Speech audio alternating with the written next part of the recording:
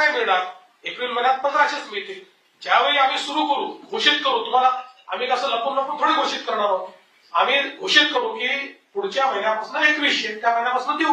आम्ही बजेटमध्ये दिलेली आश्वासनं आम्ही नक्की पूर्ण करू. नमस्कार, मराठी अपडेट गुरु या यूट्यूब चॅनलवर संपूर्ण महाराष्ट्रातील ज्या लाडक्या बहिणी आहेत तर यांचं हार्दिक स्वागत. तर संपूर्ण महाराष्ट्रातील ज्या पात्र लाडक्या बहिणी आहेत तर यांच्या आधार संलग्न बँक खात्यामध्ये माहे फेब्रुवारी आणि माहे मार्च महिन्याचे या दोन्ही महिन्याचे 1500 रुपये असे 3000 रुपये जमा करण्यात आलेले आहेत. जर हप्ता तुम्हाला मिळाला असेल, जर हप्ता हा तुम्हाला मिळालेला असेल तर आपल्या कमेंट बॉक्समध्ये नक्की कळवा.